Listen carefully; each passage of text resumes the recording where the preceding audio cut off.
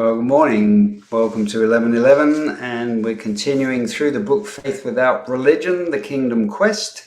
Today we're at entry number 144, which is titled Thinking Before Speaking. Definitely one of my favorite subjects because it's one I've had to work on very, very hard, and there's still a long way from perfecting it. Because I often find situations where I speak before thinking, and they never seem to end up too good. So if you're in the habit of doing that, this may be a message that was specifically for you today. So let's see what it says. Thinking before speaking is a most powerful skill. The ability to do so is a gift that I bestow upon everyone, says God, but it is the least used of all gifts. Exercise this gift and you will become a spiritual powerhouse. You will become so effective in the spirit realm that the enemy will run from your presence. Every thought, every word or action that follows the thought will have one of two outcomes. It will take you towards the fullness of my power operating through you, my glory being reflected by you, and my love radiating through you, or it will diminish these things and lead you towards darkness.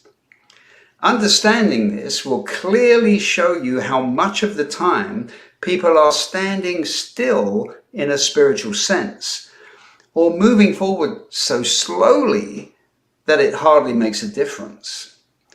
Some are moving rapidly backwards towards the darkness. This is why you see some people that I am using seemingly fail or fall short. I will work through them when they are flowing in my assignments, but if the choices they are making elsewhere drag them back towards the darkness, they have to reverse that themselves by changing their choices. Look at any place you travel to, any event that you attend, or any work you do, as a mission to find those dormant seeds and germinate them. Where there are no seeds, plant some. Where there is a shoot, fertilize it with words of wisdom. Where there is a fruit-bearing tree, encourage it to increase its yield and to move to a higher level. You must know that there is no higher level of understanding in this matter.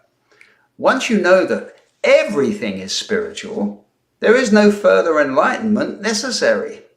The key now is to walk out that knowledge on a consistent basis and resist returning to the state where only some things are spiritual, which renders you ineffective in the spiritual realm.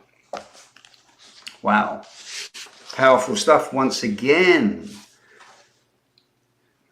So the point is this: if you knew that everything was spiritual, and that everything you do has an effect in the spiritual realm, would you be more careful about what you say? Of course you would. But that's the reality, folks. We are living a temporary physical existence, but we are in a spiritual realm. Make no mistake about that. You know, the spiritual realm is around you all day, every day, 24/7. It never goes away, and activity in that spiritual realm never ceases. That's why the word tells us to pray without ceasing, to keep on communing with the Spirit of God, keep communicating to Him as you navigate your way through this spiritual realm. So given that everything is spiritual and that you can have an effect wherever you are at any time, regardless of the circumstances, one has to be cognizant of the words that are coming out, because words are so powerful. Words created the universe and everything in it. That's what God did. He spoke it into existence, and He gives you power with your words. So you must think about what you're saying. Easy to say, very difficult to do. I'm aware of it. He's told me about it many times. Am I good at thinking before I speak? Would never use the term good. Sometimes I'm better at it than others. But the important thing is, now that you know, and you have to be cognizant of that, and you have to make that part of your life. It's thinking about what you're going to say, because otherwise you could be speaking destruction into people's lives. And as it says there, you're going to meet people in different situations. You'll meet people that are so far away from the Lord, it's almost unfathomable to imagine. With those people, you can plant a seed. Then you're going to meet people where the seed's already been planted. They're kind of lukewarm or on the fence. But with those people, you can speak words of encouragement and you can nurture those seeds. You'll see some where the seed is actually sprouted and they have a level of faith, they have a level of belief, and you can help to uplift that and grow it and nurture it and see it flourish.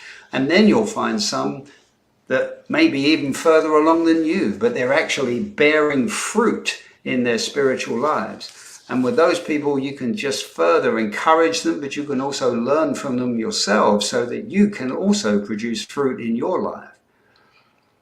You don't want to remain moving into eternity as a seed or a shoot or a non-fruit producing tree, if we further the analogy through there. You want to arrive at the judgment seat of Christ laden with fruit. You want the Lord to behold your foundation that he gave you, which is your faith in Christ, your salvation. And he wants to see this beautiful pile of gold and silver and precious stones and fruit in abundance that you've built on there. You'll only do that if you think before you speak. So let's work on that, and we'll see you back here again tomorrow at 11:11. Bye for now.